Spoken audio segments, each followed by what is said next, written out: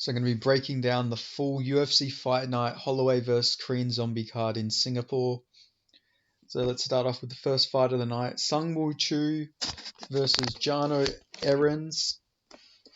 I'm going to be going with Sung Woo Chu this fight. He's on a bit of a skid, but a lot of his, or all of his losses pretty much have been due to just his chin. But I mean, he got subbed by Alex Caceres, which nothing wrong with that, and he also dropped Alex Caceres in that fight.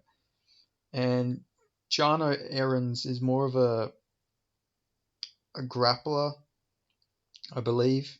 He lost to William Gomez. Almost got him in a triangle choke at the end of that fight, but he couldn't. William Gomez just doesn't tap. But yeah, I like Sung Woo Chu to win this fight against Jano Erens. I'll take him by decision. I think he'll just beat up Jano on the feet. But yeah, this is like a must win for Sung Woo Chu, because if he loses this, there's a good chance he's going to get cut, which is unfortunate because after he beat Julian Erosa, he had a lot of hype. And yeah, he fell off a little bit, but I guess we'll see what happens. Then moving on, we got Na Lian versus JJ Aldrich. I'm going to be taking JJ Aldrich in this fight. You know, in hindsight, she actually had a pretty competitive fight against Erin Blanchfield, which I like that just because Erin Blanchfield is a beast in the women's divisions. So yeah, you do like to see that. Nali Young's she's been chinned, ground and pounded. She's taken a lot of damage for a woman fighter, honestly. Like, she got knocked out cold.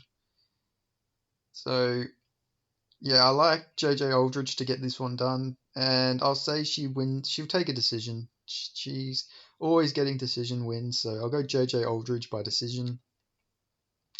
Then moving up, we got a 170-pound bout between Yukisha Kinashita versus Billy Goff. Now, Kishita, I don't know, he got broken a little bit by Adam Fugit in his last fight. And I think if you're getting broken by Fugit, then Billy Goff will do the exact same thing, because his style is literally based on breaking people. Like, if you look at his Contender Series fight against Shimon Shermatrisky, the Israeli guy, he got dropped in that fight and just kept coming forward and then won the fight. That's literally his style. His style is to get knocked down, rocked, and then come back and win. Which I really like that style of fight. It's a fun style, but I think this benefits him against Kinoshita, because if he's continuously coming forward, he can break Kinoshita like Adam Fuji did. So I'm gonna go with Billy Goff in this fight. And then moving up, we have another 170-pound fight between Kanan Sung and Rolando Bidoa. I'm going to go with Bidoa in this fight, the Peruvian. I liked his performance against Chaos Williams. It was a really good performance. I thought he won that fight against Chaos Williams, but they gave it to Chaos Williams. But he showed a really good performance, impressive chin. His striking looked really good. He does look a little bit undersized, like at welterweight. Like, he's just a bit chubby, but still, you can't hate on him for that. Maybe he'd be better fit for lightweight, but still, maybe it helps his chin and everything, not having to cut all that weight down. But yeah, I like Badora in this fight against Kanan Song, getting this one done.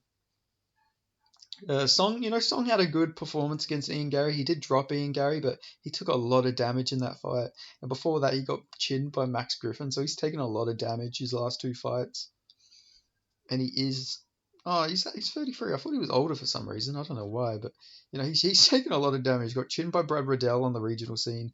Got chinned by Israel Adesanya. So he's been KO'd a lot of times. And Badoa's a dog, so I think Badoa can win this. I think Badoa takes a decision, but maybe he could also chin him. But it should be a fun fight, nevertheless. And then moving up, we got a fight in the middleweight division. We have Chidi Ninchukwi versus Michelle Olenchaychek. I'm going to go with Olenchaychek in this fight. I really like him at middleweight. He's looked really good at middleweight. Of course, he lost his last fight against Caio Borrello, but it's Caio Borrello. Like, Borrello's super underrated. Should be getting a ranked opponent, but the UFC hate him, so Yeah, and Chitty, I think, has fell off a little bit. The Albert Duraev performance was like, I don't know, he felt really tentative there, which I just didn't like to see. And then he also got chinned by Gregory Rodriguez. Like, I like Chitty, but I think this is a really good fight for Michelle. Like, if Michelle doesn't have to deal with grappling, which I don't think Chitty's going to grapple, but even then, his takedown defense did look improved against Kai Borello. Like, he was giving Borello a hard fight before he got subbed, so which I really like to see because I think Kairo's got a lot of potential. So yeah, I like Michelle in this fight to get this one done, maybe by late TKO or a decision.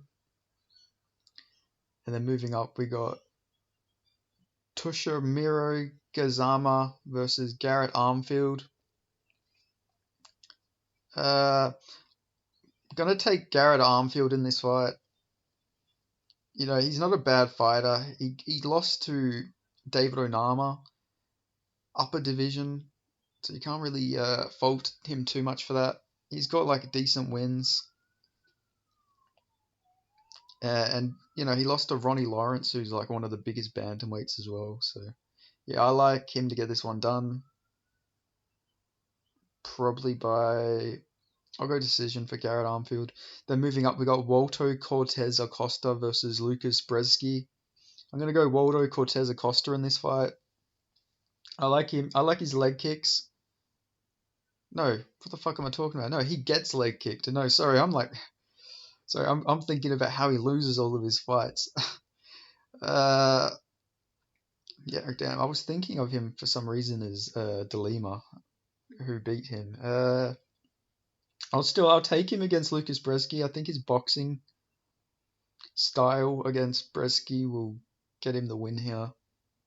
Brzeski's really undersized as well at this division, so yeah, I'll go with Waldo Cortez Acosta. I don't think he has to really worry about leg kicks or anything like that from Lucas Brzeski. He's got a pretty good chin, so yeah, I'll go Acosta getting this one done, probably by decision. Brzeski's tough. Moving up, we got a fight in the heavyweight division. We got Junior Tuffer versus Parker Porter.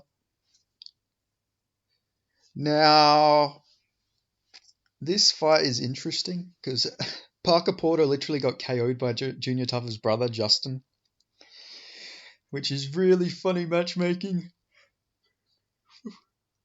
Parker Porter's gonna really hate the Tuffer brothers. But I'm going with Junior to get this one done. I know he lost to Muhammad Usman, but honestly, you could give that fight to Junior Tuffer just on damage. Because he did all of the damage against Mo Usman. But yeah, Parker Porter I think has a worse chin than Muhammad Usman. So if Junior Tuffer lands any of them big shots on Parker Porter, he can definitely KO him. I don't like Junior Tuffer at heavyweight though. I think he needs to go down to light heavyweight, which I hope he does after this fight. But yeah, I'm gonna go with Junior Tuffer catching him. But if Parker Porter wrestles, he has a good chance. But I still think that Junior Tuffer can just out damage him. I think he'll eventually land that big shot against Parker Porter. Then moving up, we got Erin Blanchfield versus Talia Santos in the 125-pound division. I'm gonna be going with Erin Blanchfield. I really believe in her. It's not every day I believe in a woman's prospect. A lot of the time, you know, I don't really have a big belief in any of these female fighters, but I think Erin Blanchfield is different. She demolished Jessica Andrade. I know Andrade has lost her last few fights lately, but you know, I think Erin Blanchfield beat her better than Tatiana Suarez did. She just dominated her everywhere. It wasn't even close. But yeah, I like Erin Blanchfield in this fight, so I'm going to go with her over Talia Santos. But I guess we'll see what happens. You know, I'm not very good at picking women's fights. I'll admit that myself. But yeah. Then moving up, I'm going to bantamweight fight with the Road to UFC winner Rinya Nakamura, the wrestler who only comes out and fucking stand and bangs and KOs people, versus Fernie Garcia. I like Rinya Nakamura to get this one done. I think he's good. Like, I think he's really good. And if I'm remembering correctly, I think Fernie Garcia got dropped by Journey Newson. Let me double check that. But yeah, I know Fernie Garcia, Borders fighter, I'm pretty sure. Okay, so it doesn't say he got dropped. But I remember, yeah, so Newson just dominated him. I think Nakamura can get a KO here against Fernie Garcia. I don't know. I just rate this guy's striking really well. But even if he doesn't go out there and KO him, he does have that wrestling background he can fall back on and just like hold Fernie down and beat him up on the ground. Like, yeah, Rinya Nakamura is the best prospect to come off that road to UFC tournament, in my opinion, so far.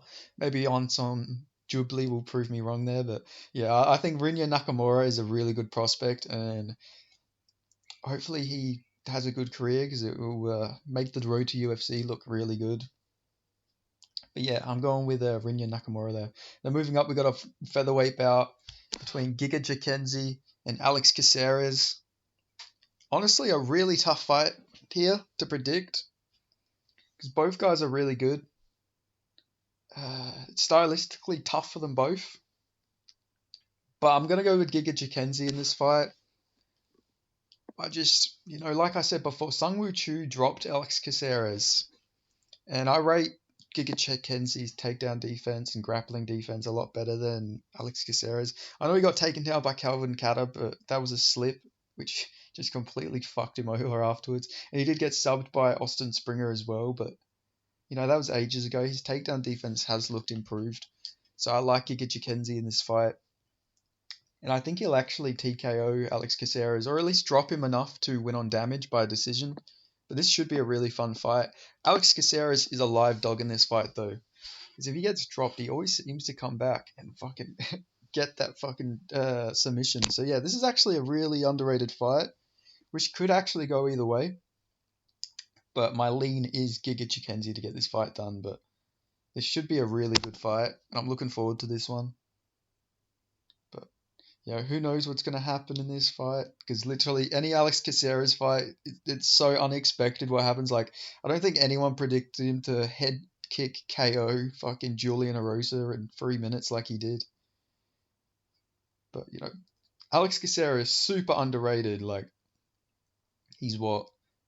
1, 2, 3, 4, 5, 6, 7. He's 7-1 in his last 8 fights. Like, that's actually really underrated.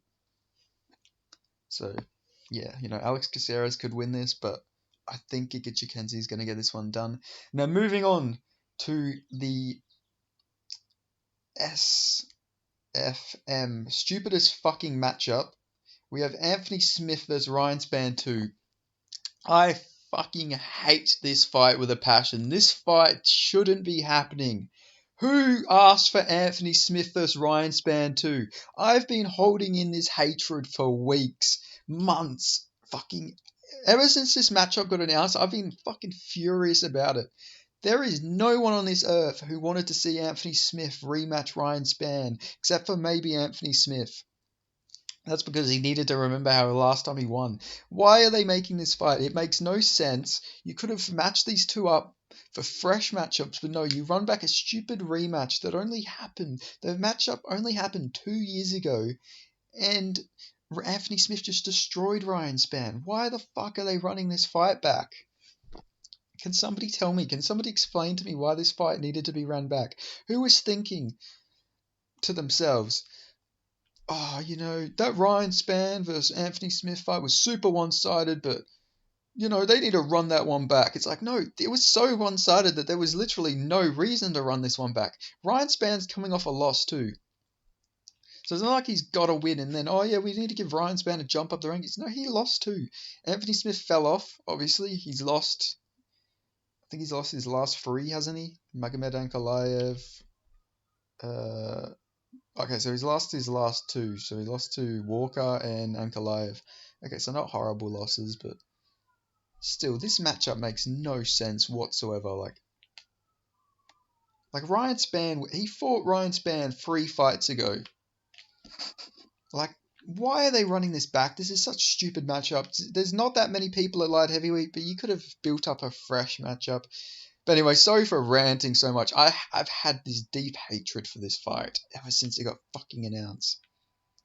This will always be the most stupid fight made in UFC history. It makes no sense whatsoever. But I'm going to go with Anthony Smith to get this one done. I think he can just drop Span again. Span's got a shaky chin, but Smith has looked really shit in his last two. But I'm going to... Fuck, I'm so aggressive right now. But yeah, I'm going to go with Anthony Smith. He'll probably look like a repeat of their first fight. Ryan Spann will eventually either get chinned or subbed. So yeah, I'm going with Anthony Smith here. But we'll see what happens. And then moving up, we got the main event. Oh, I said the stupidest matchmaking. Well, this is the meanest matchmaking. So we got Max Holloway versus Jung Sung Jung, the Korean Zombie. I think Max Holloway's going to break some significant strike records in this fight, unfortunately. I think this is going to be a really bad beating that Max Holloway's going to put on the Korean Zombie, unfortunately. I don't like this, especially if this is going to be the Korean Zombie's fucking retirement fight. This is a brutal way to go out, but he asked for this fight.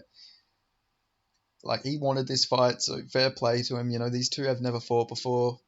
Two legends at featherweight, so I do like the fight for those reasons, but this has potential to be really bad to watch. This is going to be really sad. Because Volkanovski put a really bad beating on the Korean Zombie. Like, that was a sad thing to watch. And to see him go through another beating like that, back-to-back fights against the second best featherweight, it's going to be horrible.